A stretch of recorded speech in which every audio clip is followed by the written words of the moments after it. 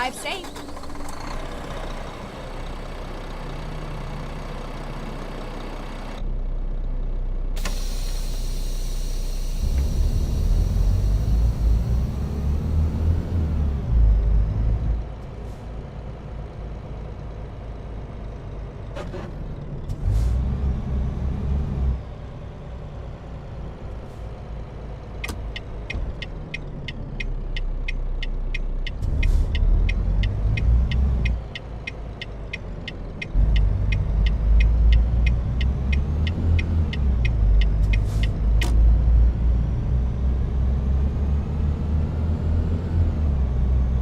Get ready to turn left.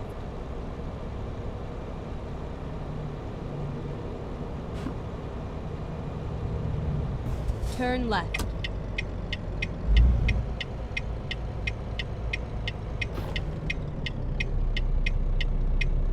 All right, good evening, everyone. This is John Tapp with the Volvo VNL-740. So glad you guys enjoyed your 4th of July weekend. So let's go for a ride because the truck has a Volvo D13 engine on it and the Allison transmission. To take you guys back where you are, we're going to start with Cheyenne, Wyoming. Oops. Oh. This is going to be easy. And, Keep left, and then turn left. Turn left. So, This is where it ends. so anyway, so let's get these beef ribs and go for a ride, everyone.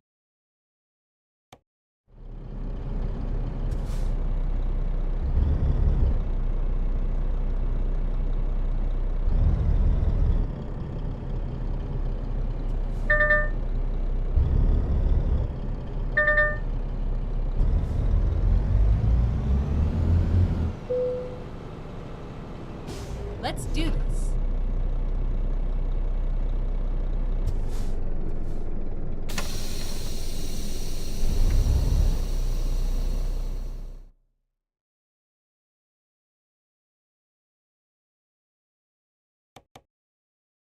Our community. You have the right to know what's going on, and you have the power to make sure others do too.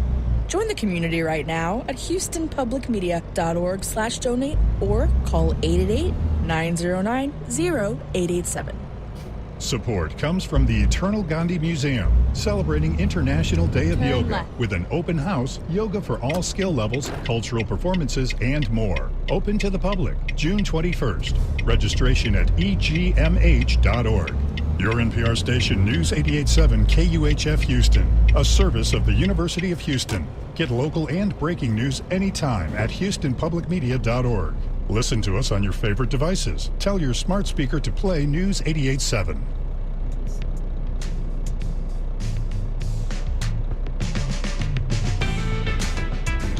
Hey, I'm Sam Sanders. Today on my show with KCRW, Jessica Williams, comedian and actress and star of the Apple TV Plus show, Shrinking. We talk about what it's like for Jessica to play a therapist on TV.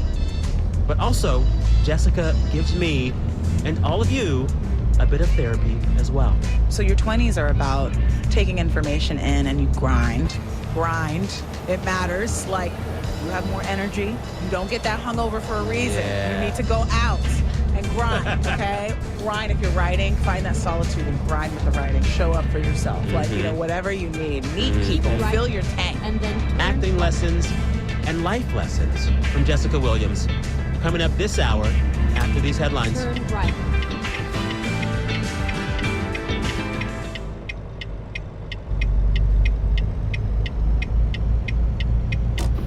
Live from NPR News in Washington, I'm Janine Herbst. In Central Texas, at least 78 people are dead, mostly in Kerr County, in catastrophic flash flooding Friday that sent the Guadalupe River surging. Chief W. Nim Kidd with the Texas Division of Emergency Management says there's a lot of work to be done. We are going to begin recovery operations That is debris cleanup. That is opening roads. That does not mean we are no longer doing search for live victims, because we still are. Dozens are missing, including at least 10 children and 1 adult from a summer camp.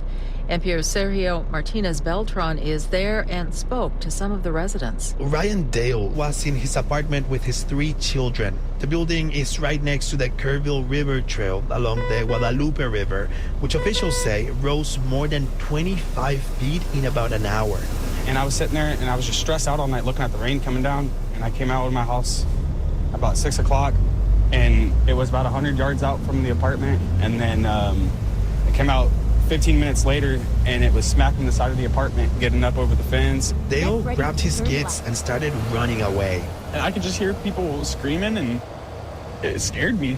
Turn left. You know, it's hard to see. It really is. All of his family is safe and accounted for, and luckily his apartment is okay too. NPR's Sergio Martinez Beltran. Rain continues to fall in spots and is forecast to continue over the next day or so. That's raising fears of more flooding, and people along the North Fork of the Guadalupe River, which flows through Hunt, Texas, are being told to find higher ground. Elon Musk says he's forming a new political party after President Trump signed the Republican mega bill into law last week. NPR's Joe Hernandez has more. Musk announced the formation of the America Party in a series of posts on X. Musk was the top Republican donor in last year's presidential election and helped Trump launch DOGE, the federal initiative focused on governmental efficiency at the start of Trump's second term. But early last month, Musk began to publicly criticize Trump over the Republican legislative proposal. The Tesla and SpaceX CEO called a version of the bill a, quote, disgusting abomination. Musk says his new political party may focus on 2 or 3 seats in the Senate and 8 to 10 House districts, just enough to influence votes on major legislation. Joe Hernandez, NPR News. Israeli Prime Minister Benjamin Netanyahu heads to Washington tomorrow to meet with President Trump. Ahead of that visit, Israel sent a negotiating team to ceasefire talks in Qatar aimed at reaching a 26-day pause in the fighting in Gaza. Trump is expected to announce a ceasefire deal tomorrow, but it's unclear when that would start. U.S. futures contracts are trading lower at last check. You're listening to NPR News. Hundreds of folk artists from around the country are in Washington, D.C. this weekend for the annual Smithsonian Folklife Festival. NPR's Elizabeth Blair reports this year's theme is youth and the future of culture. Skateboarders, stone carvers, storytellers, and Kodiak Alutiiq dancers from Alaska are among this year's participants. Performers also include musicians from Stax Music Academy in Memphis and a traditional folk group from Vermont. 19-year-old Fiona Stowell says she discovered the fiddle when she was 2, watching Sesame Street. And I saw Charlie Daniels playing The Devil Went Down to Georgia, and I said, I want to do that. From generation to generation, this year's Smithsonian Folklife Festival is highlighting young people preserving culture for the future. Elizabeth Blair, NPR News, Washington. The Canadian government this summer is working to protect the North Atlantic right whale. The mammal is a vanishing species with only around 370 known to exist. They face significant threats, including warming ocean temperatures that impact their food sources, along with ship strikes and getting entangled in fishing gear. Canadian officials say all vessels 43 feet or more in length on the busy Gulf of St. Lawrence have to comply with speed restrictions in designated areas. That's to avoid collisions with the whales. I'm Janine Herbst, and you're listening to NPR News from Washington. Support for NPR comes from NPR stations. Other contributors include the Joyce Foundation, committed to advancing racial equity and economic mobility for the next generation in the Great Lakes region. Learn more at joycefdn.org. This is NPR. Tonight on Houston Public Media TV 8, start your night with the new mystery series Patience at 7, followed by the new season of Grantchester at 8. Then it's the World War II drama Atlantic Crossing at 9. Tonight on TV 8. Houston Public Media is licensed to the University of Houston system, governed by the UH Board of Regents. Information about open meetings, dates, times, and locations is online at uhsystem.edu.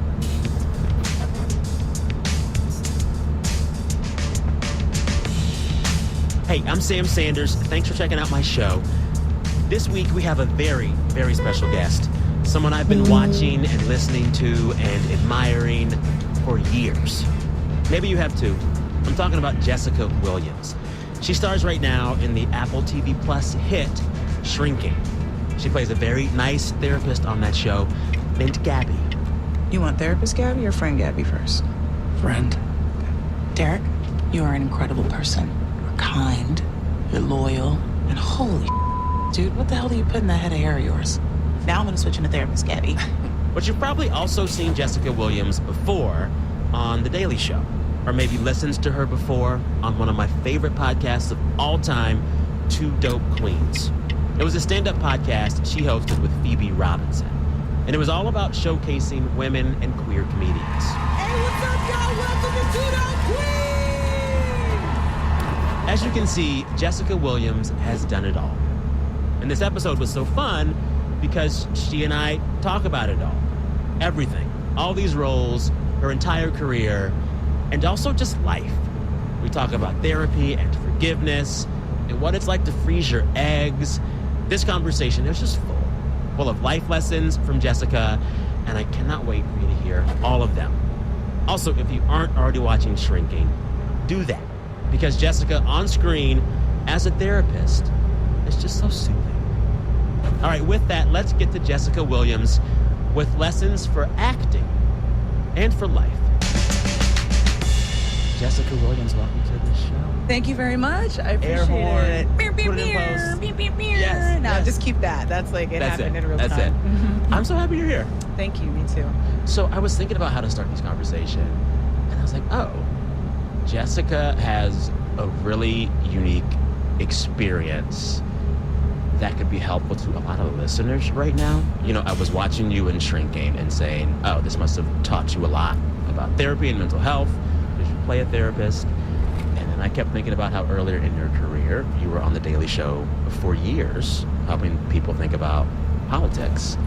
And I was like, oh, more than most actors in this business, you are really well suited to offer people some advice right now. Because I think, and what I'm hearing from people I know, is like a lot of folks have been going to their therapist since November with a bunch of hard questions about politics and how to deal with it and talk about it or not talk about it. How do you think about that with the experience of someone who has both played a therapist and talked about politics in front of the whole country?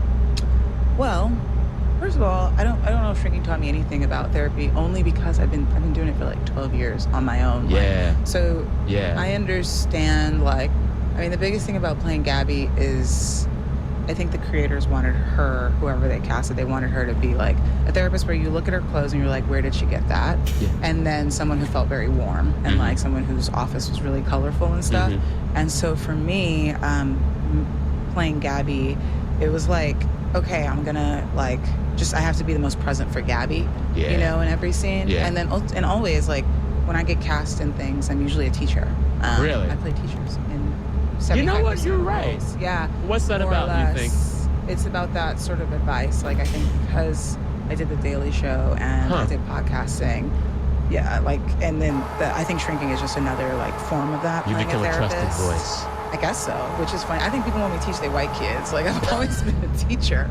Like, it's so That's funny. wild now that I think about it. Yeah, it's really funny. And so, you know, it's sometimes, you know, you look at the parts that actors play and you can actually learn a lot about an actor. Yeah. You can see what they're working through, especially if the actors that are at the top, the roles that they choose, that's what they responded to when they look at all these scripts. And you see that they're working through something therapeutically. Like, is the actor like Tom Cruise where they're like, I have to save the world? You know, it's like, I'm gonna save the world. Yeah. You know, it's like, is it like, what is What it? are you What's this compensating person for? saying? Yeah. Maybe. I mean, I don't know. It's like, I've never been like, I mean, he's like the actual biggest movie star, you know, in the world. But like for me, that, I mean, before The Daily Show is actually where I probably learned the most, because when I got that job, I was like 22.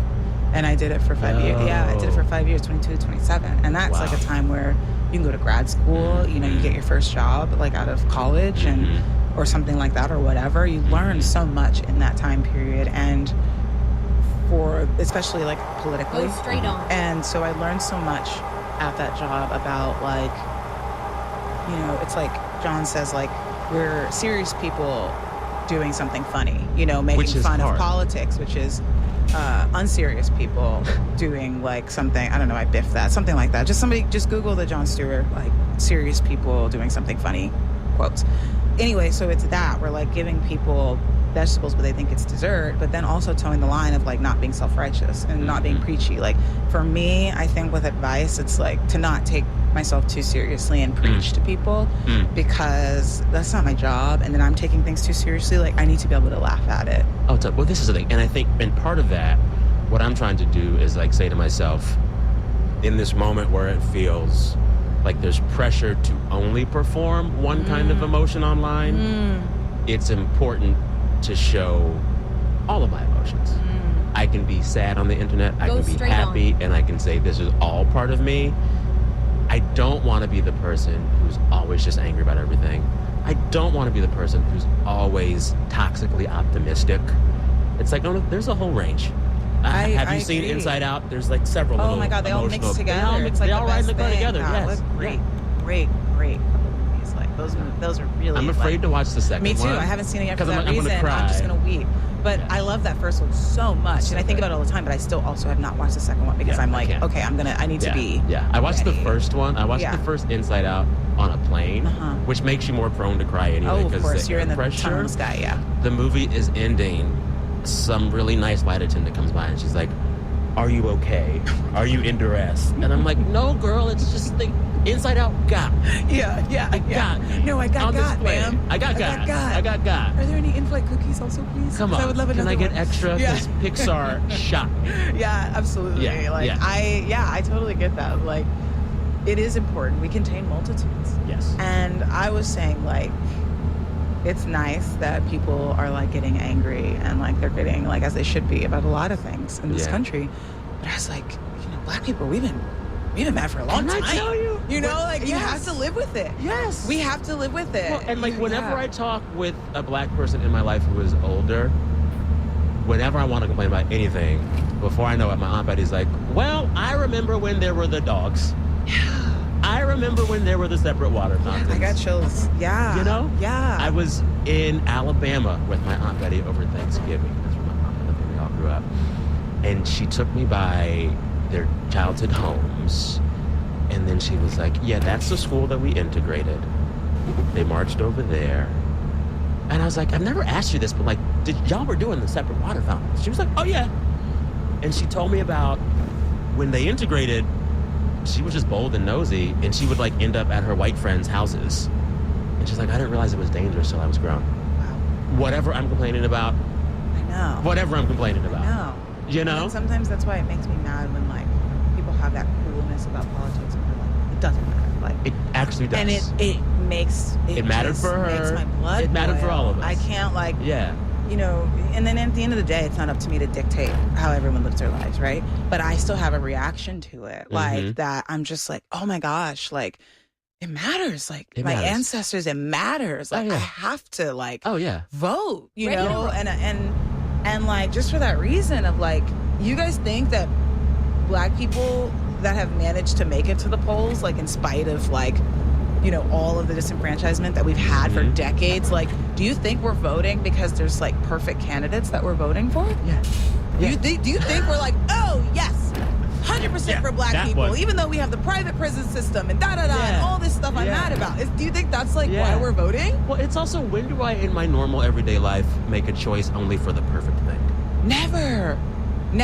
Perfect is the opposite of joy. It's like perfectionism is the opposite of like write it down. joy. Write it down. Perfection is the opposite. I feel like somebody said that before, and if you did, like, I don't know, like tag it or something, I don't know, but like it is. It's like it's a thief of joy. I think it's something like that, where you're just like you can't like, I don't know, but I just know that our people, you know, we are so used to keep right inequality exit on right. every level, It's down the default. to being in an office place with really nice left-leaning people. Oh, yeah. And if we canceled every person Exit right. that made a mistake, I wouldn't make a check. you I would wouldn't make eat friends. food. I wouldn't make You would friends. yes. Oh my gosh, I grew up here in LA. Okay. Whereabouts? Outside of LA. Turn It's left. the South Bay, it's called, so it's like south of the 10. Oh, yeah. Kendrick. Hey. So I grew up in like Torrance. It's I called. know It's Torrance. really diverse. I Food love is that. good down there. Food is so good down good. there. We got good Japanese food. Yes, baby. We got bomb Mexican food. Yes, Like we it's all have there. everything. The like, future liberals want is in oh, Torrance. It is. It's the best. Yeah. And my parents still live there, so I feel love that. very lucky. Like Yeah. I feel very lucky that Yeah. I grew up there. Yeah, and there's good soul food in Carson. Oh yeah. Yeah. Oh my All God. It's down there. everything. All down It's there. everything. Yeah. And so I grew up down there, and it's really diverse. Mm. I forgot what I was saying because you made me feel like really excited about it. I was like, rep your city. Basically saying if you waited for folks to be perfect. it's Oh my not God, people. yeah. So I get to be friends with people that I've known since middle school, that I've known since high school, Yeah. I've known since college, Yeah. and of all races. And growing up, like even in high school or college, like I made mistakes with friends, like where I didn't know their religion, and I asked like something stupid, and you like think back, and you're like, oh my God. Oh, yeah. Now I'm not running around being like, you would, slur, you're a slur, Yeah. you're a slur, but Yeah. I didn't know culturally about Exactly. other people's culture when I was Exactly. 17. Yeah. But my friends also have been like that. Like I have a lot of friends that are white, and they've done the same thing. They got things to learn. We all do. But still, we're friends, like best friends. Mhm. And I've had, oh my God, this is like the best thing ever. I had a couple friends that I was still best friends with them, and really good friends with them, like that have apologized for things that had bothered me that's when we deep were work. like in college, That's and they deep work. apologized. Hold on to them. Well, they were like, "Do you remember this thing?" Well, because they do the work. They go to therapy. They're like, that's why they're my friends still at 35, is because I know I can trust them, and they do the work. Yeah. They just do the work, whatever it is, you know, like the work. And I still like love these people. They're like my people. Yeah. But still, like there was that little wound, but they were my friend, you know, and they didn't know. but that to me is how I don't have kids. Yeah. But that's like everything is out of family. my control, but that's what I want my kids to do. I want them to not be like, bye. Yeah. That's not it. And that's the energy of the internet right now. I know. Let me fight with a stranger. I know. Tell them I wish they weren't born. Yeah. Cancel them for Oh my good. gosh. And then I'll feel better. Oh my But will you gosh. feel better? Do you feel better? No, you're missing out. You don't know who that person is. You're missing out on so much. And let me tell you, like, they can be, it's like, you have to just like let it roll off your back. Yeah. I was in some video the other day for some other podcast, and some random person commented on the video and was like, that man looks like Arsenio Hall. And I wanted to get mad. And then I was like, Arsenio Hall had a hit late night show. I would be Arsenio honored to Hall meet was Arsenio the Hall. man. He was Also, the he's man. a good-looking dude. He's the man. I want to channel all parts of Arsenio Hall. Yes. But And you me will- fighting you over that is not going to help my day. But also the ability of this random person to reach you. You know what I mean? That's the internet. The internet is like, for the most part, I as a human woman on Earth, I can choose where I go about my day. But if somebody uploads something on the internet of you or a clip or something, everybody on Earth has access And they can to comment. you. They can say you look like, like anything. Like it's really hard to have boundaries. Yes. And boundaries are like peace. There's peace in boundaries. And the internet, it's really, really hard to have boundaries. Totally. And that's scary. It's like, I'm yeah. mostly actually a very private person, which is the other reason why, like, I stopped podcasting is because we were like I was mining my personal life for things that. You have to. That's part of the work. And you can hide behind the character when you're acting. And that's nice for me at 35. And I need that because I'm a very sensitive person. I'm like a crier. Like, I'm a crybaby. Like, I watched Megan Thee Stallion's documentary, and she was like, first things first, I'm like a crybaby. I've always been a crybaby. And I was like, me too. Like, tall girls be crying. Tall girls be crying. I need, like, my space to be, like, really private. Like, nobody needs to know what I'm doing. Like, nobody cares, first of all. You don't really care what I'm doing, what I'm wearing. I don't want people to look at my feed and be like, I feel bad. I don't want to put that in the entity that is the internet. All right, time for a break. When we come back, more with Jessica Williams. You know her from her years as a correspondent on The Daily Show, and she now stars in the Apple TV Plus series, Shrinking. It can be hard to stay informed about what's happening in our city, our state, and across the country. That's why Houston Public Media makes it easier. Everything you hear on News 88.7 is powered by you, not advertisers. 80% of our funding comes from our Houston community. That's what makes public media different. It's community funded and always here for you when you need it. Join that community now at houstonpublicmedia.org/donate or call 888-909-0887.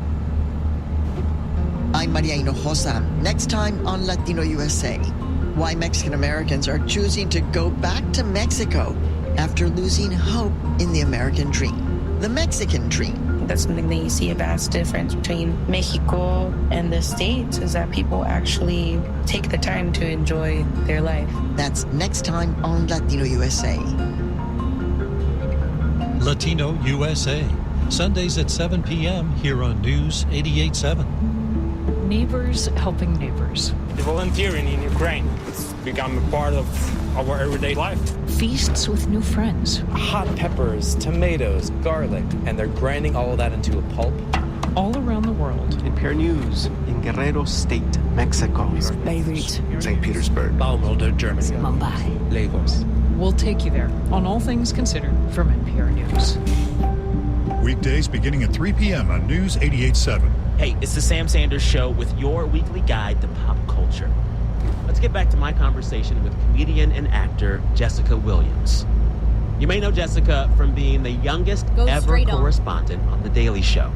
She was just 22 years old when she got that gig more than a decade ago. And Jessica returned to The Daily Show alongside longtime host Jon Stewart. Don't be sad. John, everything's gonna be okay. For you, a white guy, a rich old white guy. You think my rich old white guy privilege will save me? Maybe, but honestly, how much longer do you really have living-wise? You have a terminal D, right? What? A termy disease. Are you dying? No, I'm fine. Why would you think that? I don't know, just your general vibe and the space thing. Woof. I mean, but I get why you've aged so much. It's been a whole year of you grinding it out every single day on the show. I only host on Mondays. Oh, really? Damn. Okay, double woof. Jessica now plays a therapist in the Apple TV Plus series Shrinking.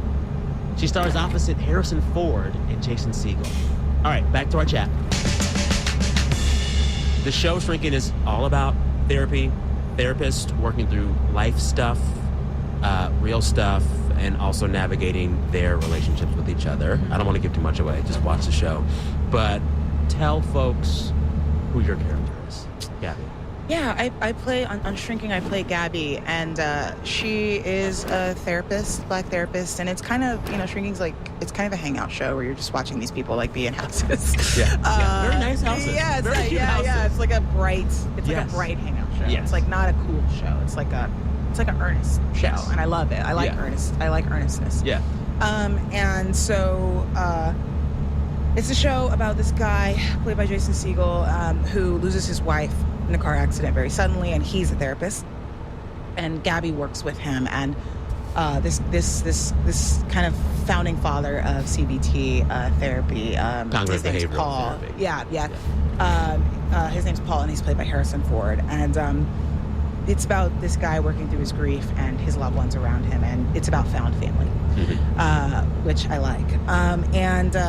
Basically, I played Gabby, and initially when I was approached, when I had my meeting for the show, I had a Zoom with Bill Lawrence, the show creator, Jason Segel, and Neil, who's our showrunner, and they said with Gabby, they wanted to tailor her to the actress that played her, and they wanted her to balance out Harrison Ford's character, who's kind of a grump, and Jason Segel's character, who's mourning, he's grieving. Yeah. And so she needed to be this bright warmth in the office, and that they were gonna, we were gonna figure it out throughout the season. The creation of Gabby, it was due to beautiful writing and great directing, and then me improvising a lot and finding things about Gabby along the way, and the writers saying that's okay to do that, and then writing to that. Yeah, that's what I loved. And I could tell from the very start of watching the show that, like, half, if not more, of what this role was going to be was just going to come right from you, not from the writer's room. And there was this moment that you've talked about before in interviews, in the pilot, Jason Segel's character, a therapist, has taken one of his clients, a young black man, to an MMA fighting gym to work off some anger. He gets back to the office, proud of what he's done, and then you say to him, as Gabby, the black woman therapist, "You forced a young black man to fight a bunch of people in this cultural atmosphere." I understand that this is crazy, but he's starting to trust me. So what do you think? And that was a line that you wrote on the fly. Yeah. It wasn't given to you. No, I think it was like you thought that was okay. Something like that. Very Yeah. similar. Yeah. But then I think I added young black man and then in this cultural environment. And that's a very like product of The Daily Show, Two Dope Queens. You know, sometimes I see timing as a melody. Like, okay. I really like timing. Yes. I like it. Yes. I get off on it. I watch everything. Like I think everything's funny. Like I like fart jokes, and but I also will like Veep, Veep. Julie Louis-Dreyfus is always fun All hits, chasing. no skips. Yeah. I'm always chasing her. Yeah. She's always reacting. Her timing's insane. The things her and eyes do. That's it. Just her eyes. That's it. She's like, and like just everything about her is like, I'm like, that's what I want. And so anyway, but she's timing, but the jokes. What I learned on The Daily Show, that's what was really drilled into me actually was timing. And you can rearrange a joke just simply from changing a word at the end of the sentence to the front of the sentence. And so I kind of see it as like a melody, like, yeah, so for that's like a Daily Show. Like I almost see it's like you took, you know, a young black man to go do the thing the writers wrote in this environment. So it's like this sort of, yeah. And it's so lyrical. it's like really quick. It is lyrical. Yeah. That was my first scene that I did. And really? And it was with Jason, and that was great because he's such a warm actor and he's so fast. Like he's very sees yes it. He's very yes and that's that if you've got a white guy that's number one on the call sheet, if they're gonna yes and you're like, what about this cracker? Like, what is it like? Not him a cracker, but I meant the Eddie Murphy. I wasn't gonna stop I meant the you. Eddie Murphy joke where he's like, is it saltine? But all right, that's fine. I'll keep it. But I promise you, Type I did not call him a cracker. Type but I it was when just it like, stays. just know I was doing an Eddie Murphy and Raw impression when he goes, that's saltine. And he's talking about crackers. So anyway, okay. So you're like, oh, like that lets me eat. Let her cook. Like I'm gonna eat. Yes. Like, you know. And so when I play her, it's like, you know, I'm not thinking about being a good therapist. I'm thinking about being a warm, welcoming, inviting person. When I play her, like her to play Gabby, it's like being present. It's in doing Caution, please lyrical mind the lines. speed. It's like committing to the writing and committing to the story. And my only job for her is to feel my emotions because she wears her emotions. You know what's happening. She's not someone who's like playing their car. Like I think with Harrison, like you're like, I wonder what he's working through with, you know, Julie, played by Wendy Malick, who, you know, is his girlfriend, partner, and he goes through a lot with her this season. But for me, you don't know until he says what he's thinking. He's a steel trap. He's a fortress of solitude. Gabby, you know what's happening, right? Well, and like her whole presentation is like, here's what's going on. Here it is. Like the first scene, hot pink pants. For sure. She's like sis. She's like, look, sis. Like, you know, she's like, you know, that. She's the friend you want. So for her, she's been a joy to play. After that, then it goes to edit, and you hope and pray Hope that they the keep your people. stuff. Because like if you put it in lyrics, you want them all to stay. I hope that they see it. And Bill Lawrence, the creator of the show, he is like an editing master, and he gets it. And our directors get it. And they put in really weird, funny stuff that I do.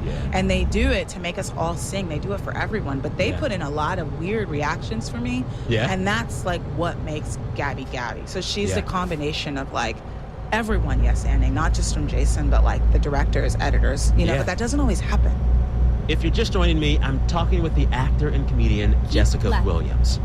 You may know her from her years as a correspondent on The Daily Show, and she now stars in the Apple TV Plus series Shrinking.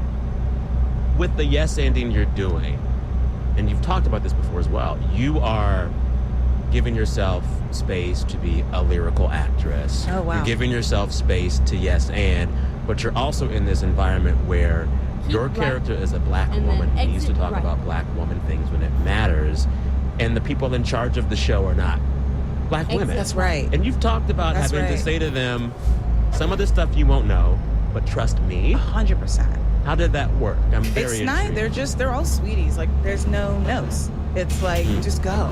But for us, there's so many Black comedy women that haven't gotten their flowers because they were working in the 90s or the 2000s And you couldn't or say anything 'cause you 2010. just didn't have a job. They You're didn't like, oh, get I'm it. employed. Like, the sitcom guys didn't get it. And so their performance got capped or blunted.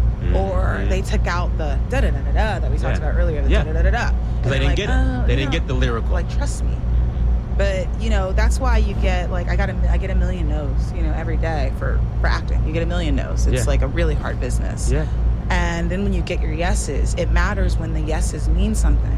And for Bill Lawrence, when we first started, he was like, look, like, my job is to make sure that, like, I give you the presentation of this character, and then at some point in the season, it turns over to you, and I'm asking you about the character. That's what he said he wanted. And he wanted that for all the actors. Yeah. And as a white guy, that's like what we need in the space. If you're going to be like the guy in charge making 6,000 shows, it's great if you hire like an Asian actor, Japanese actor. If you say yes, you interview them, you find out their personality, you talk to them. If you say yes, like, trust them. Yeah. Because you have, like, wisdom is knowing that you actually don't know anything. You don't. You're just dropping nuggets this episode. That's thank I love you. it. No, Yeah. but wisdom is knowing you know nothing. That's like the joy of creating. You hear about actors that, storm in somewhere. They're like, don't make eye contact with me, or they're throwing fits. And it's like, one, you don't have to do this job, first of all. You chose. We're playing make-believe for money. Like, you're being wild You right picked now. this. Yeah. 100%. You could be at home. You can get any other job. Yeah. Two, you're missing, like, connection. Yes. Isn't that? And you're forgetting that, like, everyone's the star of their own movie. Yeah, you're not. Everyone this you isn't just encounter you. has a whole world of their own. You don't know if, like, they have family members that are, like, are sick. Yeah. You don't know if they or if cried they just this have better morning. stuff to do.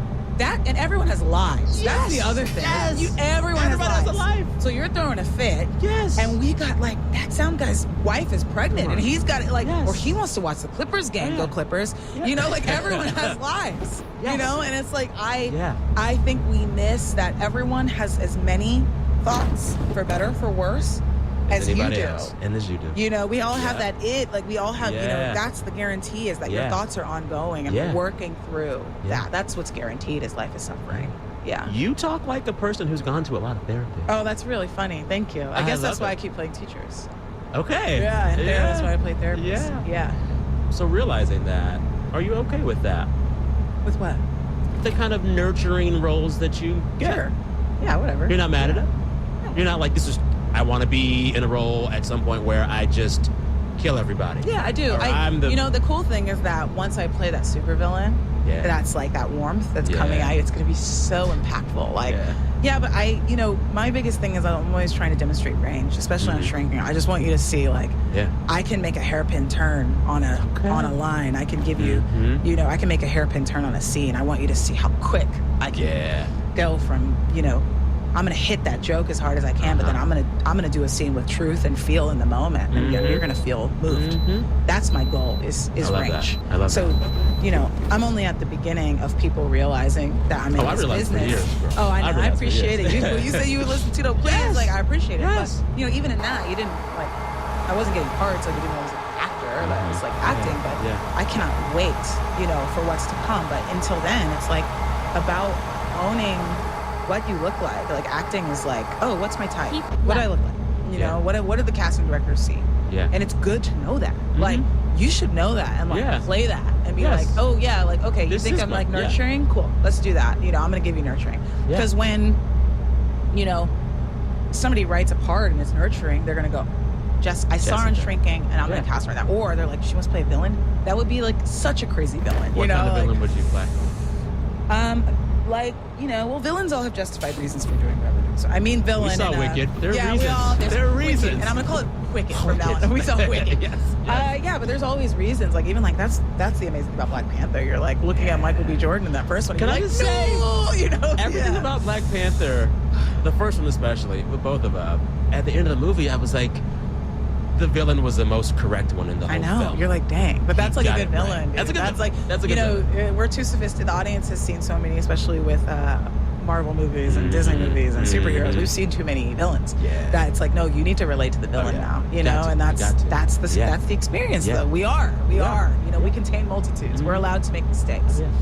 And everyone has reasons for being. That's the thing too. Everyone has a reason, for better or for worse. Hearing you talk about playing a teacher on TV, playing a therapist on TV, filling these nurturing roles on screen, is there ever a real life scenario in which Jessica Williams becomes a therapist? Yeah.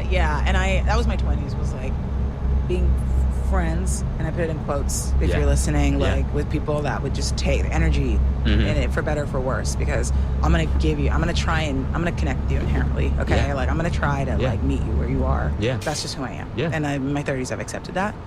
But I would then attract like people that needed things or would just tell me, you know, stuff and talk at me. And then getting in my 30s was being like, oh, okay, that's not serving me. You can't just trauma dump on me. Yeah, no. And then also, I don't get advice, like all of my close friends, for the most part, do therapy, or they're really thoughtful people and they're doing the work however they need to do the work. You know, like they go on walks or they hike or, you know, whatever their higher power is, or if it's you know, I trust their brain and their process for some reason. Those are the only people that I ask for advice. And then I save it for my therapist, because then I can just enjoy my friends. I don't need them to talk to me about, you know, work through, you know, this guy with me, or work through, like, especially in my 20s, like working through this guy, or like, you know, whatever. I don't need them to do that. We can kick like now we can just like kick it and get drunk and just be silly and talk about a guy. But I don't need them to like do that heavy lifting of the CBT of my brain. I have someone I pay for that. What kind of therapist would you be? What kind? What kind of therapist would you be? What would your energy be? Sense of play. I like silly. So you'd be the therapist with like the little games in the office. Maybe. Yeah, in the waiting room. I like that. I would have color for sure. I want warmth, and I want you to know, like, you're safe here. That would be the most important thing. You talked about not yet playing a villain, but that's gonna happen, and I can't wait to see it. Yeah, someone's gonna wise up and just cast me, and it's gonna be so unsettling. Do the work for them. Tell everyone here your ideal villain casting. Make up the role. You can make it up. Well, I've always wanted to do, she's not necessarily a villain, but she was pretty antagonistic in this movie, but I love Girl Interrupted, and I've always wanted to play like Angelina Jolie's part in Girl Interrupted. Like, you just don't, where the person is really like, that character is amazing because she's only looking at you, for better or for worse. And I think there's a part of me that's really good at focusing on the person in front of me. And what if we took that and made them someone that's like a little, the chemicals or the balance, the chemistry is just a little off. So something like that is really nice, but also like contains multitudes. You're not like, it's not this one-dimensional character. I need that tomorrow. Right? Wouldn't that be cool? Someone in this industry, get me the Girl Interrupted reboot with Jessica Williams in that role now. Thank you, I appreciate it. Let's put it out there. Thanks. That's universe taken. Hey, listeners, if you like this show and this conversation with Jessica, all about playing a therapist and going to therapy and getting your life right, check out my newsletter. Keep left. Sign up for it, kcrw.com/Sam Sanders. Check out my newsletter every week, behind the scenes from the show, and my rants and raves. All right, time for a break. When we come back, more with actor and comedian Jessica Williams. I'm Josh Adams, the new general manager of Houston Public Media, and we are here for one reason: you. I'm thrilled to lead this remarkable team dedicated to our mission of informing, educating, and inspiring everyone in the greater Houston area. And yes, these are challenging times, but together we'll meet them head on with bold ideas, honest reporting, and stories that matter. Houston Public Media is your public media. Together, let's make it incredible. Houston Public Media brings to you PBS World. 24 hours a day, 7 days a week on TV 8.6. Experience the personal connection behind the headlines with programming devoted to telling stories that humanize complex issues. PBS World helps us understand the movements, conflicts, and cultures that connect us all. PBS World on TV 8.6 and online at HoustonPublicMedia.org. Sanctions, a policy tool meant to cripple a war machine or freeze a warlord's assets. Supporters call sanctions a moral imperative, a powerful tool for justice. But who really feels the sting of sanctions? What if innocent people are the ones who suffer, not states? I'm John Donvan. This week, live from the Oslo Freedom Forum on Open to Debate, we ask, are sanctions an effective policy tool? Sunday night at 10 p.m. on News 88.7. Hey, it's the Sam Sanders Show with your weekly guide to pop culture. I'm back with comedian and actor Jessica Williams. You may know her from her time as a correspondent on The Daily Show. She now stars in the Apple TV Plus show Shrinking, where she plays a therapist, a very nice therapist named Gabby. We're going to chat more about that show, and later on in this segment, we're going to play a game all about therapy and self-care. All right, let's get back into it. I want to go back to Gabby and that scene where you added those lyrics in the moment about Oh my God, that fighting. sounds so annoying. I'm sorry, you guys. I was It a is how music I major. see I'm it. holding on to Oh, it. were you? So I think that everything that we hear is actually musical, It whether is. we think it is or not. It is. And the people I love to listen to the most, whether it's on a screen, in my ears, they get that it's always music. Oh, all creating is all the same. Like, yes. You know, it's Yes. all the same. Yes, you're orchestrating something. 100%. And the way it hits your ear and the timing of it, it's all a note and The a beat. food you taste when you watch people review food. Oh, yeah. And they're good and they really care about food. It's lyrical. I'm tasting this and then I taste this and then you did this and I'm getting a hint of this. Yes. It's like, They're writing a song. They're writing a song. 100%. Yes. Yeah. So thinking about that and you being able to go to these really nice white sad boys and say, I need to make this role a black woman's role, trust me to do it, and they trust you to do it. There's that trust that they give you, which is great, but there's also a confidence you have to be able to even say that to the folks you're working with. Oh. Do you think that Jessica Williams was always there? No. And able to, talk about that. That's the thing about your 30s. I think if you're if you get in, so your 20s are about taking information in and you grind.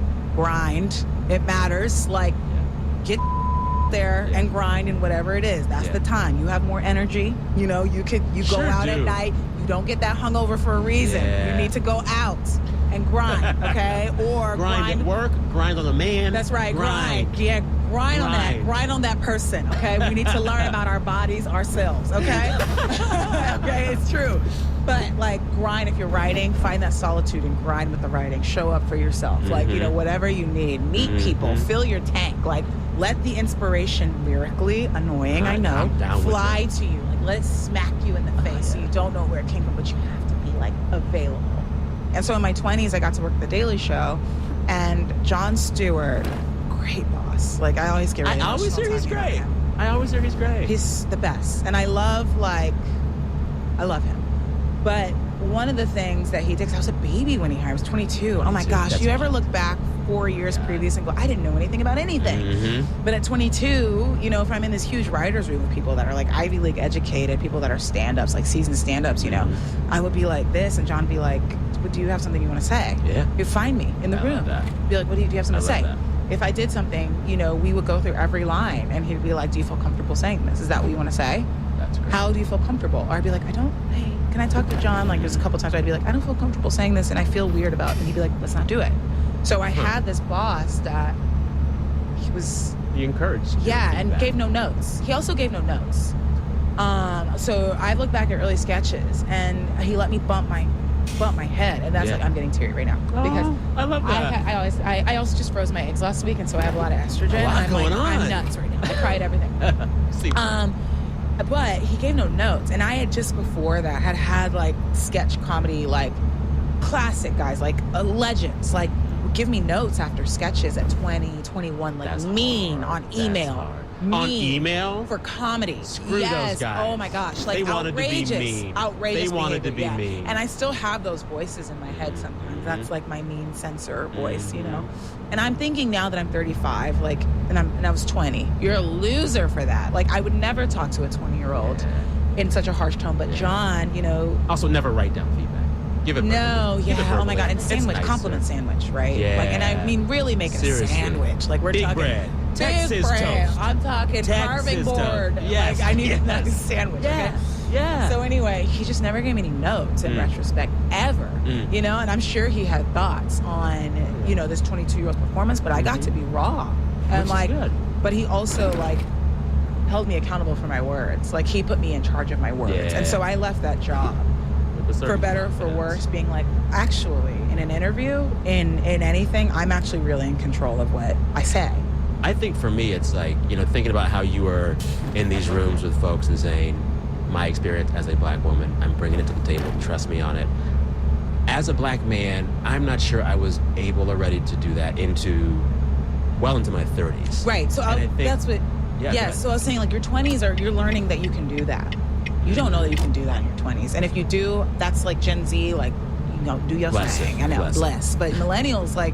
We were so just happy to be there. Yeah, and in your 30s, you start not hanging out. You really don't hang out with people you don't want to, first of all. And that's awesome. You're probably a little more ahead in your career, so you now get to say, like, you know. Yeah. And in your 30s, it's like, this is my lane. I'm going to make money from my lane. I just turned 40. Oh, wow. Like Happy birthday. Thank my you. Leo from like 6 months ago. I had a little backyard party. It was super fun. Yeah, 40's nice. 40 feels good. But I realized, like, one of the things that I've been moving towards this last decade is the kind of honesty and emotional honesty you really only start to cultivate when you get a little more tired. Because you have to be efficient. I have a lot less time to waste now than I did in my 20s, which means I have to be a lot more honest than I was with myself and with others, and I don't want to waste others' time. That's right. That's evolution. I feel like that's the reason. Like, they're like, oh, like you know, every, you know, year that you get older, you get more tired. Oh, yeah. It's like, yeah, because you're supposed to. But the tiredness is good because it means that when I come to work, I'm like, let's make a good show so everybody can go home. Yes, and you're like respecting. You have more I want to sense respect of this time. This is a yes, this is a no, this is a yes, and Boom, everyone boom, can boom. go home and do their Whereas life. in your 20s, You're like, you want to stay at the office Do all you like day. me? Like, do you yeah, like me? yeah, What- yeah. How can I look like I've been here 25 hours? Yes, but you're supposed to do that. Like this is how you find what you don't like and what you do like. It's like really like biological design is incredible. You're going to change over time, and that's Oh my the God, point. it's That's like the point. it's like art. Like I froze my eggs like because I had a break and I froze my eggs in October and November, so I did it back to back. It was my first time. I'm 35, and when you're 35, is that the time you got to? It is. It's like they're like, wow, you are a mummy. Your reproductive system's a mummy. You're like, you're dust, dude. Like you're like, what? You know, for better or for worse, if you don't want kids, you're like, and I, you know, for all of it, I don't right now, but I don't know. I'm a Leo, you know. I don't know how to feel. Like I'm a, you know, we change. change. And it's always cute when we change. Yeah, I'm like, I'm cute because I'm a Leo. I change. I have multitudes. So anyway, but for women that I have endometriosis, which is this disease that people don't know a lot about, and I think like 3 in 10 women have it. A lot. And it goes undiagnosed because it's a women's issue, but it's like when you grow tissue outside of your uterus, and and black women are prone to fibroids. So now we're talking about women's health. Yeah. And we're prone to endometriosis too. Yeah. Amongst other things. So make sure you, black women, like, hi, my sisters, I'm looking after you. So black women, like, make sure we're like checking on our fibroids and stuff, okay? It was really important for me to do it. And I'd been meaning to do it for years. And every year that you don't do it, like you're they're like you're like dying, you're dead, you're a bag of bones. And so anyway, so I needed to do it because we had the business is slow right now, and we had a 6-month break between the last season of Shrinking, and we start next month we start shooting Shrinking. So I was like, all right, I guess I'm gonna do this adult thing. But we are miracles because it's really hard to make a baby. Like, it's really hard for everything to go right and to have 10 toes and 10 fingers and to make sure the spine is developed and that the embryo takes and like so many things and that the egg is mature. Like it's like biological design and science is wild, amazing. It's really special. And so I didn't know anything about how my body worked until 2 months ago. And if you're me, like a Leo, it's like, if I'm redecorating my house, it's my whole personality. If I'm freezing my eggs, it's my whole personality. Like, it's been my personality. What does it look it's like? It's who I am as a person. Yes. You What only did that care about look like? shots. Like, you care about shots. Like, you have to do your shots at a certain time. It's really hard. It's really expensive. And it's not guaranteed. Like, it's really a lot. Yeah. And then you get And all then this exit estrogen. right. You're doing all these hormones. So you're like weeping. Like, Really? it didn't go out, no drinking, no anything, so you don't want to waste your money. You're like, it's like, you can't really exercise, it's like, anyway. So, yeah, but it was a lot. How do you think that experience might influence your acting? Yeah, that's nice. I woke up like from my second retrieval because it's great. Retrieval's great. Dude. They just put you under. Such a clinical word. My retrieval. I know, I'm annoying. It's my personality. That's what they call it. It is, but it's a little annoying. But no, they put you under. Like, surgery is easy. It's the lead up and the recovery that's the most anxious. Like, if you have to get surgery, the easy part is going under, So I went under. You wake up and tell you how many eggs you got. And when I woke up the second time, because I had a goal of how many eggs I wanted. How many did you want to get? I wanted 30. I wanted 30 by 30. That 36. sounds like a lot. My goal was 30 by 36, and my IVF 30 doctor eggs was by like, 36. Yeah. And mature eggs, like good mature eggs. And my IVF doctor was like, okay, whatever. I was like, you mean like 35 by 30? Like, I love homework. Like, I love a mantra. Yeah. And so when I woke up with the amount that I got, I was really happy with it both times. Because of my endo, it's like a little trickier. Yeah. And so I felt, as a woman who works, and I love my job, and I never dreamed about being married. I never dreamed about being a housewife. I never dreamed about having kids ever. Okay. Like, I dreamed about acceptance speeches. Like, I dreamed about, those things. Good Leo things. Leo things. On a stage, 100%. talking to people. Yeah, and I never, that was my goal. Yeah. And, you get older and things change. But for me, I woke up with relief. I was like, oh, I didn't realize that I had this thing in the back of my mind with the endometriosis of like, hey, what are you going to do? What are you going to do about that? If you want kids. The thing is, with women's bodies, is not, the uterus doesn't really age, but the eggs do. That's the amazing thing. I know. So you can carry, if you, in theory. Nothing's guaranteed, but you can carry in your 40s, but your eggs are not the same. So you want to get the eggs now. And then you can carry. 100%. Well, Michelle. Yeah, 100%. Yeah, or anyway. I mean, a lot of people, like, as they should be, are really private about it. And I probably will after this. I'm probably never going to talk about this ever again. I have not talked about it at all or anything else. Well, thank you for sharing. No problem. It's like nobody's business. But it is like, I want people to hear it, whether you're a woman or not, you're trans, you want to do like, Well, and it's good for men to hear this too. Totally. I think men don't understand. Oh my God. When I say this as a man. Yeah. We just don't like. But a lot do. Like, I have been so, like, filled with love of the men in my life that I've told that I've got. I mean, like, oh my God, my ex-girlfriend. I did that with my ex-girlfriend. Or they've been like, oh my God, my friend did that. And and they go, how are you doing? And they get it. So it's like, that's nice too. That's just showing up as being like, how are you today? How is it? And like really caring about it. And you're like, oh, like that. I feel that. I felt there that. There are good men around. Not all. Not lots. most. But certainly no, but lots of really gorgeous ones. Yes. If you're just now tuning in, I'm talking with comedian and actor Jessica Williams. We've come to the point of the show where we try to play a little game with our guests. It's quick, it's easy. This one is kind of created to speak to your work on shrinking. We love you as Gabby, as a therapist on that show. And I want to play a game called Is That Self-Care? Oh, okay. And I'm going to name some things that some people say is self-care and therapeutic for them, but not everyone thinks it's therapeutic. That's funny. You tell me if it's self-care for you. Perfect. I love it. All right. Hiking. Is that self-care? Yeah. I recently got into the idea of hiking. You got into the idea of hiking. hiking. To be in that idea, something's blooming. Like, I've recently been looking up, I joined alltrails.com and I'm like, all right, okay. So I live in Eagle Rock, so I was like, I want to it's out there. I want to get, I like it. I like it's like the LA of it all. But if I grew up here, I wasn't hiking in the South Bay. Like, I don't know if LA, I think LA transplants hike. Yeah. I don't know if people born and raised in LA They're are not hiking. doing that. No. Like, was Kendrick hiking as a kid? Like, I don't know. Especially if he was south of the 10. Yeah, he wasn't doing that. We wasn't hiking. He wasn't doing like, that. we wasn't hiking. No. Yeah. Bubble baths. Is that self-care? Only in a hotel. Yeah. And it's like a claw foot. It's like a claw foot. As soon as I get in a bathtub, I feel the need to get out. Yeah. I don't the like water's getting cold. Yeah. Not enough bubbles.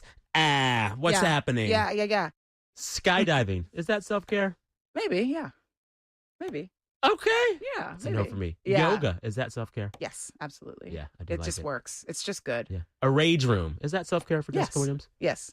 I've never done one. I'm scared to do one because I think I might You'll unleash unleash too for much. sure. It's possible. You might cry. It's possible. I think I would too. Crying while beating something up. Oh, God. We have every right to Okay. feel rage. Okay. Journaling, is that self-care for you? Absolutely. Yeah, that's Never done 750 it. words a day. That's like the Oh, key. you're good. That's the thing. Okay. Mood boards. Yes, absolutely. Meditation. Pinterest. Yes. Okay. Bird watching. Sure, I'll do anything once. I think Harrison Ford bird watches, and I'll try anything once. Remember the blackbird watcher that got really famous in New York City? Like, Yeah. I was like, he's there. He's doing it. Yeah, I'll try it. Yeah. Cold plunges. Yeah, I like it. I It actually works. like them too. I like it. It works. I didn't want to do it works. because Yeah. the guys you would see online doing it I seemed know, douchey. it's tough. It's tough. But then I did it. I was like, I was right. Can I tell you a really funny story? Tell me. I have a baby blue Jeep. It's Yeah. awesome. I'm Love obsessed it. with it. It's Yeah. great. And I was driving down Sunset in my new Jeep. Mm-hmm. Driving down Sunset. So 10, LA. 10 a.m. So I LA. know. And Yeah. I'm never over there. I'm never over there because I live on the east side. Yeah. Driving through LA on Sunset, my new Jeep. Yeah.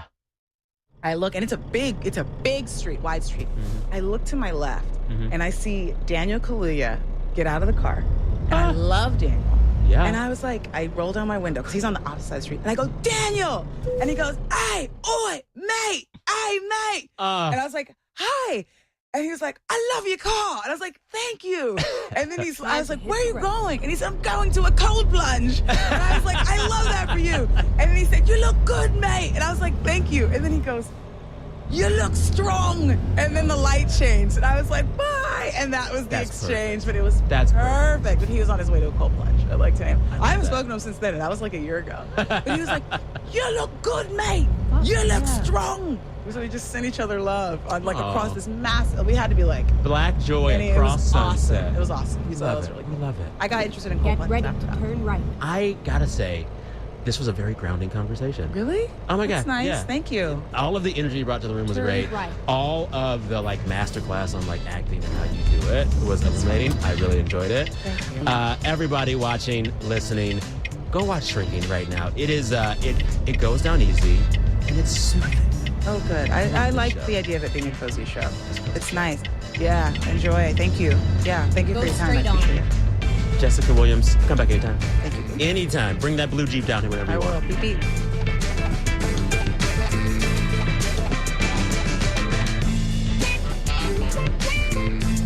This show is a co-production between Sam Sanders Productions and KCRW. Our showrunner is Tyler Green, and our senior producer is Bennett Purser. Phil Richards is our technical director. Andrea Bautista is our podcast producer. Alicia Baitub composed our theme music.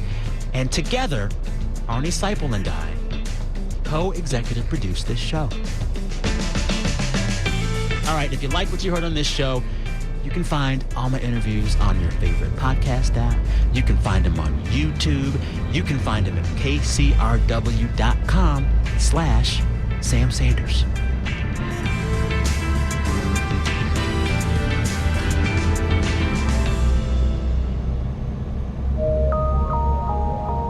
PRX.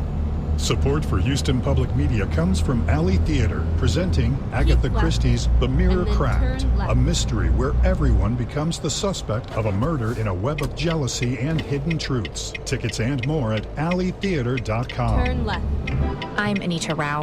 Mental health care has long been shaped by the principles and values of white folks. So how do you push back against that? I never assume that I know everything. And I think it's really important, to ask questions, to be curious, to integrate culture and family. Lessons on mental health from therapists of color. Join us next time on Embodied. Sunday evenings at 8 o'clock here on News 88.7. Your NPR station, News 88.7 KUHF Houston, a service of the University of Houston. Get local and breaking news anytime at houstonpublicmedia.org.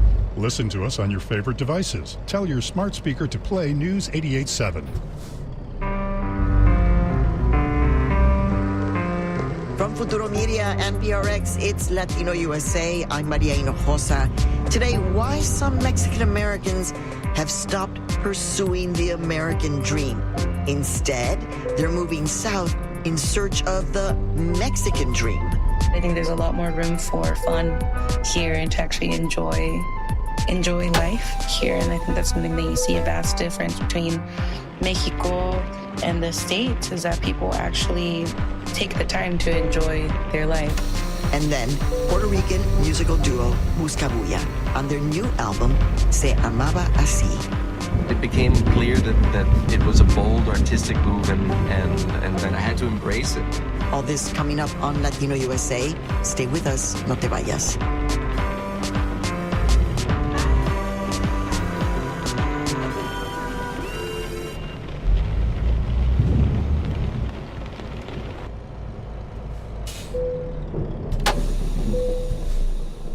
Live from NPR News in Washington, I'm Janine Herbst. There's a new flooding threat in Central Texas today where at least 78 people died in a flash flood Friday. Texas Public Radio's Jerry Clayton says the search continues for dozens still missing. As even more rain began falling in the flooded area on Sunday afternoon, Governor Greg Abbott said the state will continue to search for victims until they are all found. We know that parents and families, they want information. They want closure.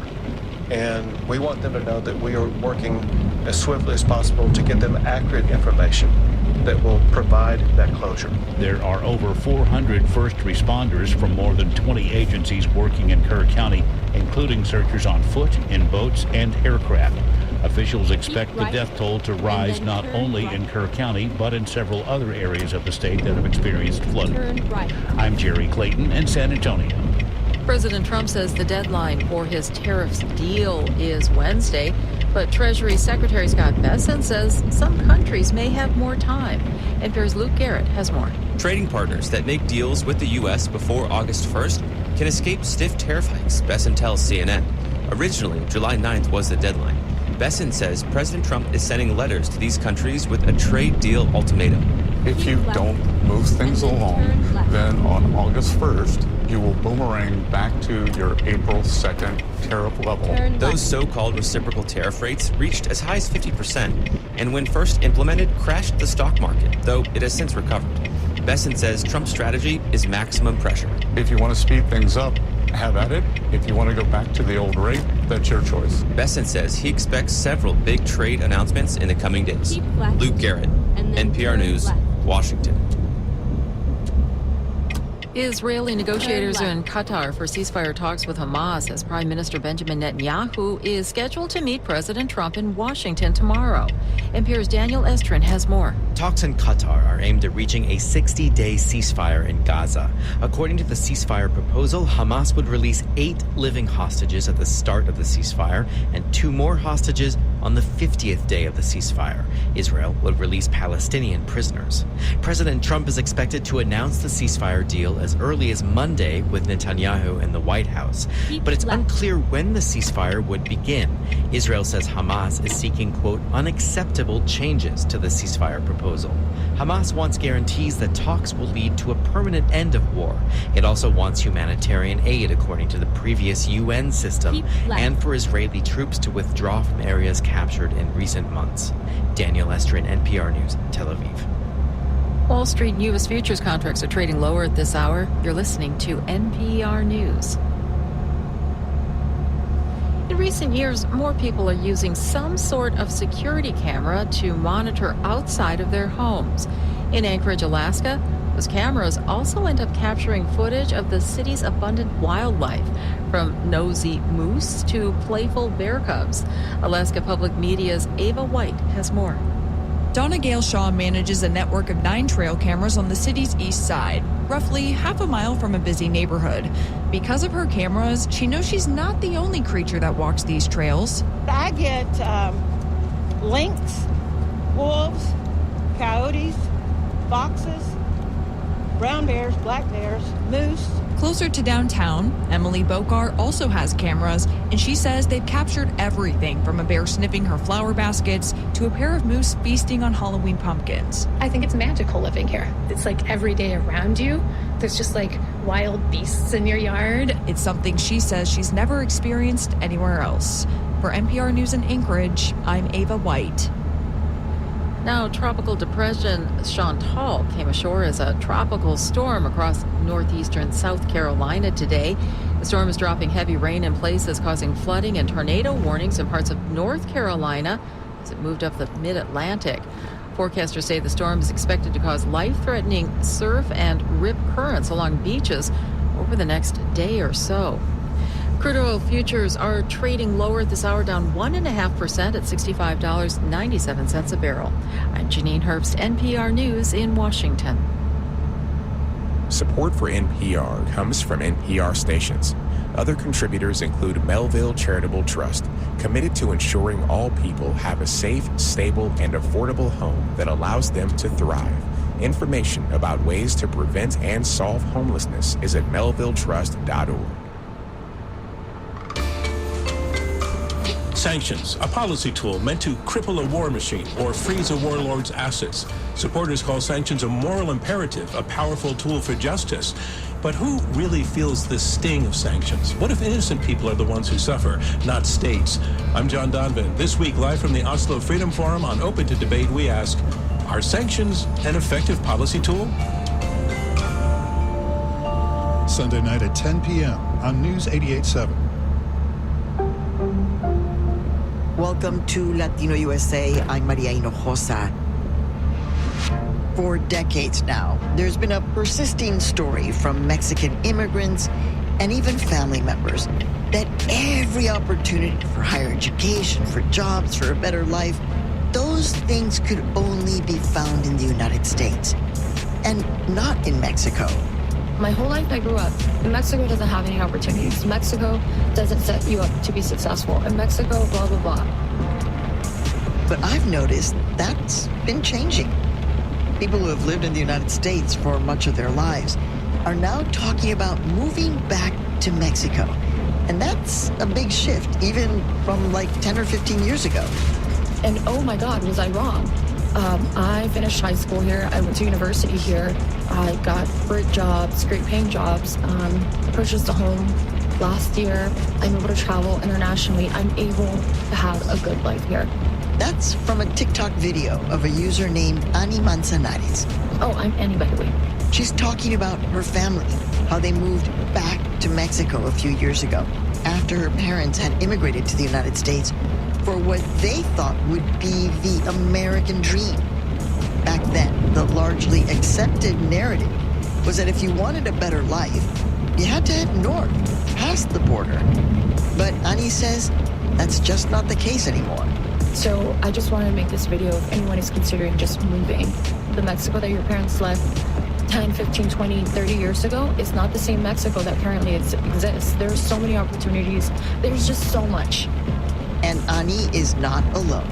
There are tons of videos just like Ani's on social media of Mexican immigrants or their American-born children who are making their way back to Mexico because their hope in the American dream has started to fade.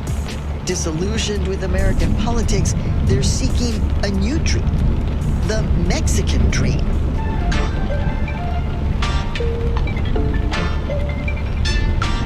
Today, we continue our collaboration with LAist Studios in Perfect Paradise. This time, the Mexican dream. And for this episode, once again, I'm joined by Antonia Cereijido. Our two shows have decided to team up and do a series about the forces influencing Latino attitudes in this country at the moment and how those values could be changing.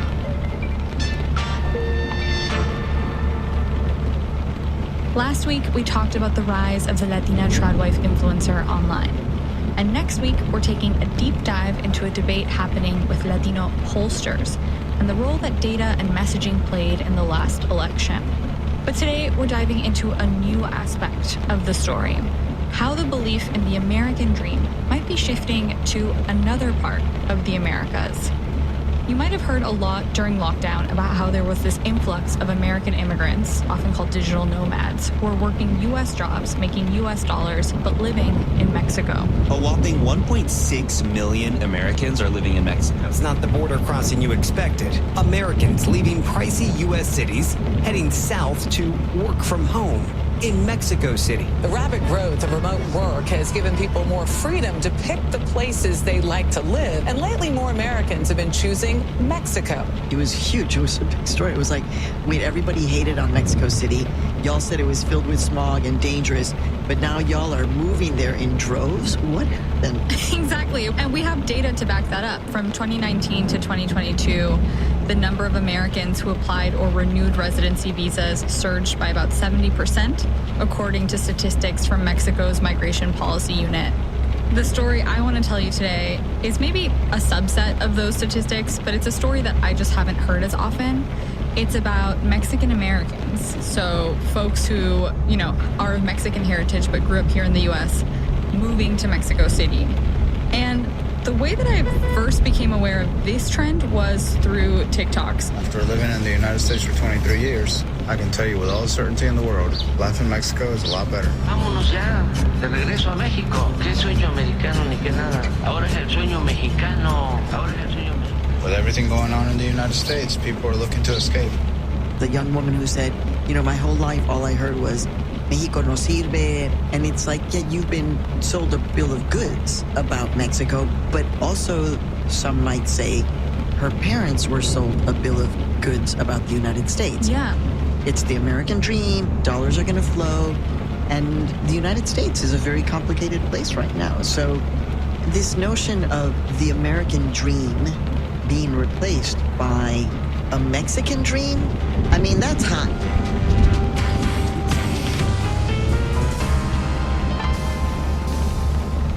And in many ways, it feels like a reaction to not feeling represented by the politics in the U.S., feeling disillusioned with American politics and reality.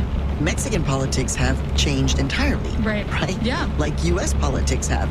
They elected Claudia Sheinbaum, a woman president in a country that everybody says is so machista. Soy madre, abuela, científica y mujer de fe. Y a partir de hoy, por voluntad del pueblo de México, la presidenta constitucional de los estados. The higher education system in Mexico has been growing. College attendees more than doubled from around 2 million in 2000 to around 4 million today. There's also a rapidly expanding global film and television business that makes Spanish language films and television. And so you see these booming areas, industries in Mexico, and just the tenor around what it means to move to Mexico is very different.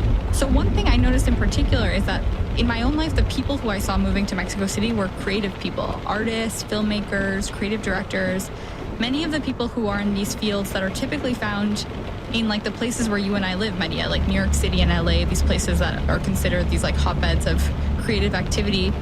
Now, the hot place that they're talking about is Mexico City.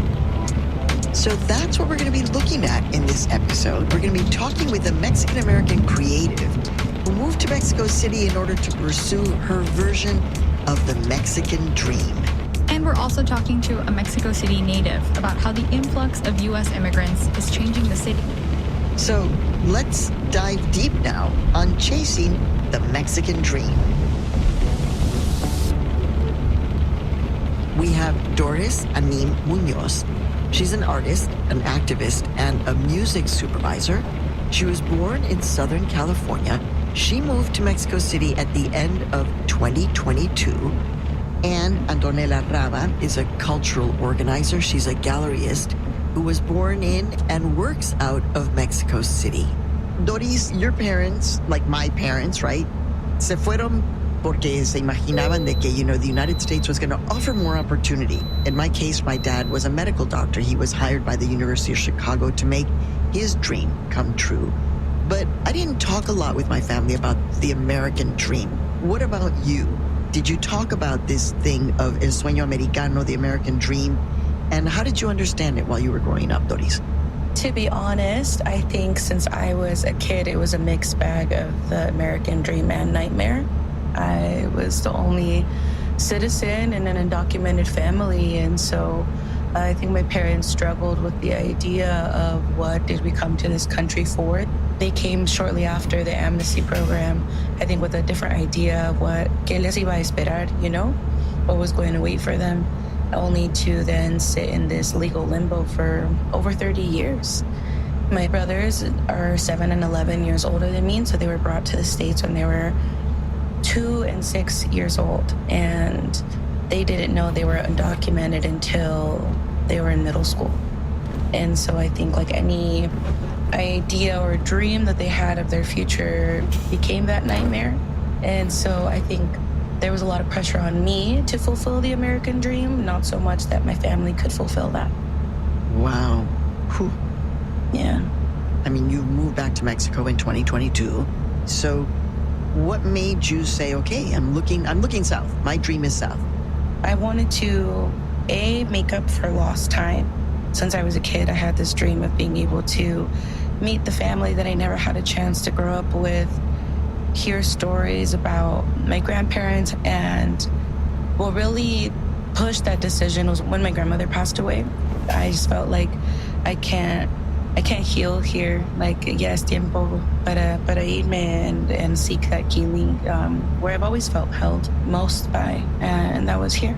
And Antonella, you grew up in Mexico City, so you've watched something else happen to Mexico City. Like when I was little, for example, we didn't really want to be caught dead speaking English in La Ciudad de Mexico. O sea, now when I go back to Mexico City, I hear so many people speaking English everywhere. What has that been like for you to witness that, Antonella? It's very different from, say, 5 years ago to be out in the city and hear so much English. It just makes it feel like, okay, now you're coming here. It's a little bit of that, it's hyped, but, we've always been here. It has always been a cool place. Always. I mean, Mexico City, honestly, is the coolest city in the world. Huge, hard to grasp, but, just like the coolest city with most amazing energy. And so I'm wondering, Antonella, like 5 years ago when lockdown was happening, right? This is when U.S. folks, digital nomads, they settled on Mexico. Do you remember seeing this? And when you were seeing this, como que te estaba ocurriendo? Like, what was happening for you as you're like, wait, what's going on? Yeah, well, it was literally like that. There was more and more people with their computers just flooding Condesa and Roma, and then I think a bunch of those stayed, and then there's families, and it is a little weird. The city is a lot more expensive, so definitely it's very different from, say, 5 years ago.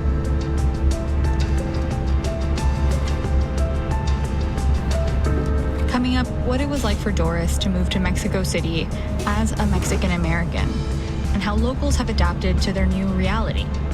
That's after the break. Stay with us. No te vayas.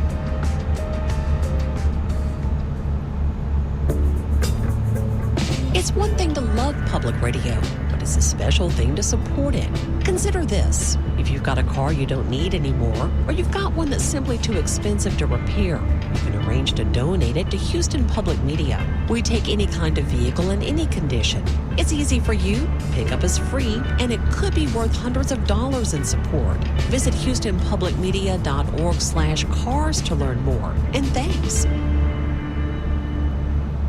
Hi, this is Steve Inskeep with NPR's Morning Edition, which reminds you of the power of one human voice. You turn on the radio some morning or your device, and you're listening to Morning Edition, and you hear one person telling a story from the other side of the world or from a neighborhood near you, and that voice brings you understanding of the news. Listen to Morning Edition every day. Weekdays 5 till 9 a.m. on News 88.7. Welcome back to this special collaboration between Latino USA and Imperfect Paradise. I'm Maria Hinojosa. And I'm Antonia Cereijido, host of Imperfect Paradise from LAist Studios. We're talking about the Mexican dream, the idea that the American dream for some Mexican American creatives has been replaced by the dream of moving back to the homeland of their families. We're exploring the implication of that for these folks as well as Mexico City locals. We're back with Antonella Raba, a cultural organizer and gallerist who was born in and works out of Mexico City, and Doris Anaí Munoz, an artist, activist, and music supervisor who moved to Mexico City in 2022. So, Antonella, after college, I understand that you were interested in living abroad. You moved to New York for a year to try to make it there, but then you moved back to Mexico City in 2014. What made you decide that Mexico City was going to be your home base? I mean, I had to come back because of my mom, because she got really sick. I was not planning on it, but I realized pretty quickly how, like, inaccessible was New York, really, in every sense. Like, I wasn't finding any jobs, any internships. So then coming here, I was lucky to come back to a community that was starting a bunch of like interesting projects. And it was a nice moment locally, como in Mexico City, for the arts and like self-organized projects. And I started being part of some of those. And I sort of like realized all of that stuff that happened in London or New York was sort of like happening here. After coming back from New York, I took this job in publication that focuses on Latin American art. That's when I learned about contemporary Latin American art, realizing, just not to be looking north all the time. I'm wondering, Doris, you walk around Mexico City. It's your city now. How are you negotiating your presence being in Mexico City? How do you interact with people who can be like, ella no es chilanga 100%. How do you negotiate that? Whenever I think about that, I think about the quote that Edward James Olmos says in the Selena film. You're not Mexican enough for the Mexicans. And we gotta prove to the Mexicans how Mexican we are, and we gotta prove to the Americans how American we are. We gotta be more Mexican than the Mexicans and more American than the Americans, both at the same time. It's exhausting, man. You're not Mexican enough, you're not American enough here. Exactly. And no matter where you are, you feel like you're not enough. Absolutely. And I think it's something that always has to culminate down to conversations that I end up having, whether it was with family members or even like many Uber drivers, because, they can pick up on my accent. And I think one time this happened in un parque, estos chiquillos were like trying to sell me like enjambres, like little like Rice Krispie treats or whatever. And I was like, perdón, no tengo efectivo ahorita, pero que te vaya muy bien hoy. And they're like, ¿de dónde eres? I'm like, soy de Los Angeles. I'm like, eres gringa. And I was like, ooh, they used the G word with you. They did. And I was like, no soy gringa. And I was like, oye, yo no soy gringa para los gringos allá, pero no soy mexicana para ustedes también. And that's what I didn't understand until that very moment.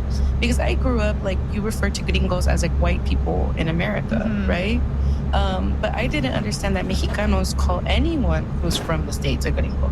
And we grew up thinking like gringo or gringa means blonde hair, blue eyes, Ken and Barbie, yeah. Yeah, that was the reference that I had growing up, right? Because it's like when a white lady was yelling at my mom to speak in English at a supermarket when I was translating for her at like 7 years old, that's a gringa to me, And you're like, don't let me in with her. Yeah. Exactly. And having to explain that experience to Mexican family or Mexican friends of what it was like for me being the only US-born person in my family, then I think that gives the context of like why I am here.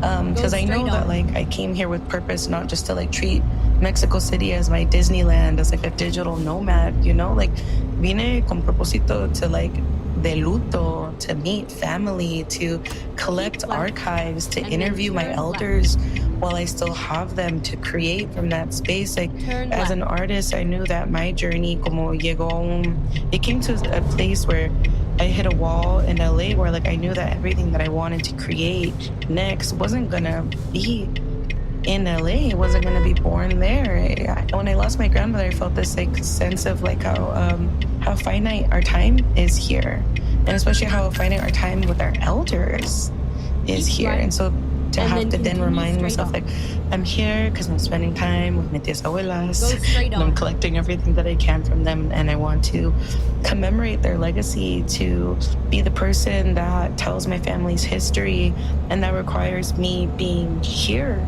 and creating here and working here. But then it's also the critique is valid, of folks who come into Mexico with the leverage of earning US dollars And some people are very irresponsible with that, you know? Like, if you're earning dollars and you're out here haggling with a woman who's selling artesanía, it's like, please don't. Like, please don't. So it's a bit complicated. And I think, like, I've been having a lot of illuminating conversations over the last couple of years because of that. And a lot of Mexicanos that didn't necessarily understand what the experience would be like for us were on the other side, because I think I have a tia who was like, who expressed that she felt like we abandoned the family. By moving to the U.S.? Yeah, exactly. I know your work, and you're someone who's like navigated the industry in like the big creative American cities. You know, like you lived in LA, you spent some time in New York. What was Mexico City like from an industry point of view? Yeah, the first time I came to Mexico was spring of 2018 for Ceremonia. Ceremonia is a popular music festival that now takes place in Mexico City every year. One of the artists that I was working with at the time was making his Mexico City debut here, and so I was really grateful that the industry actually welcomed us with open arms. It feels very familial in a way too, and so como that same feeling of like calidez that you get from your family, you tend to get here as well. I love having people invite us to their homes, like sitting at their tables, inviting us to like their favorite places to eat, or then getting to meet my family in the process, etc. It was like a mixed bag of both. I think, you know, it's different when you go to New York, at least for me. It's very much like point A to point B, you're getting your things done. But I think there's a lot more room for fun here and to actually enjoy life here. And I think that's something that you see a vast difference between Mexico and the States, is that people actually take the time to enjoy their life, whether it's like, you know, like when you're running on Mexican time, like it isn't just because people are just running late, it's because people are just like enjoying themselves and are actually present and living in the moment. And so I think that was Go straight on. my pleasant surprise with understanding the industry here in Mexico. Like, yeah, of course, people are dedicated to their craft and to what they want to bring into this world and uplift, but they're also having a great time while doing it. Antonella, for Chilangos themselves, for locals, how do they feel about all of the U.S. immigrants? Are they excited that there's more people there? Are they annoyed? Like, what's the response from Chilangos?